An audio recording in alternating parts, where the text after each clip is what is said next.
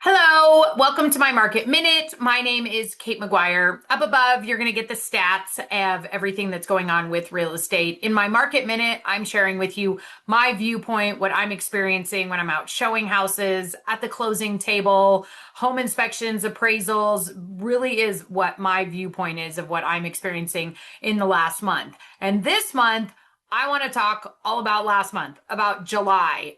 There is this idea that summer is the absolute busiest time for real estate. And it can be, depending on your price point and who your target demo is for the type of home that you're selling or buying. But there's also some other things that factor into the summer months that can make July especially one of the sleepiest months of the year for real estate. And that is vacations, travel, camping, the heat, the smoke. All of those things can keep people away from real estate activities as they're gearing up for back to school. A lot of families are cramming in those last minute vacations and they push pause on whether they're looking for a home or they're selling a home because they just want to get it all in before the school year starts, because it starts so dang early here in the Treasure Valley. Sorry, don't even get me started on that one. But really, our busiest time of the year is not actually the summer months. Like April through June is the busiest time of the year when it comes to buying and selling a home. Now, July through September, very busy as well, but July especially can be that sleeper month, and it really factors into what's your price point. If you're listed under $450,000 in the Treasure Valley within the city limits, it's going to go quickly, especially if your home is buttoned up. It's got great curb appeal. You've done all your homework to make sure that it shows its best. Those homes, because of that price point, go quickly, no matter what month it is.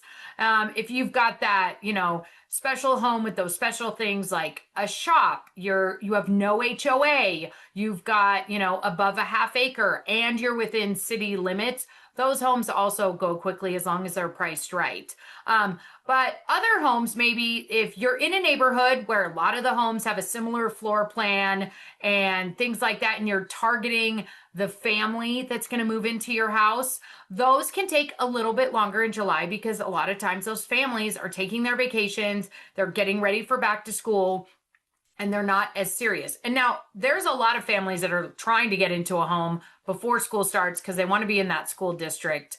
But in my personal experience, I usually experience a very sleepy July. Now, I had 3 closings in July, but we got under contract in June.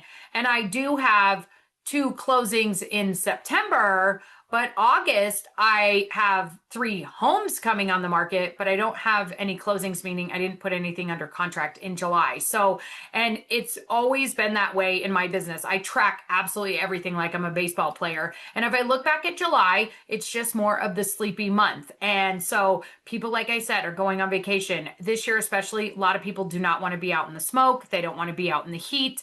We had the hottest July on record, I think, since like 1895, I just saw. So those things factor in. But then once we get back into September, after Labor Day, after like the unofficial end of summer, then the activity ramps up again. But you really want to pay attention to your price point, whether you're shopping or selling, and then also the demographic. Like, are you, do you anticipate that your neighborhood is more of a retirement neighborhood? People are downsizing, they've got patio homes, things like that. Or is it a family-friendly neighborhood where you see tons of families moving in, the school districts are great, those things, that might be a little more quiet in the month of July. So it's really something to talk about. And in your strategy of when we go to list the house, we want to pay attention to price and condition, and also your demographic. What are those people doing if you're thinking about listing in July? It's one of the most important things to think about. So just keep that in mind. Now, as a buyer in July, because there's less activity and those sellers might be getting a little nervous, it could be a fantastic time for you. It truly is something where you need someone to help you dive into the market conditions to really get a grasp, especially because it pertains to the price point that you're shopping or buying in. So hopefully that helps. And if you ever have any questions, need any info, please just reach out. I'm here to help.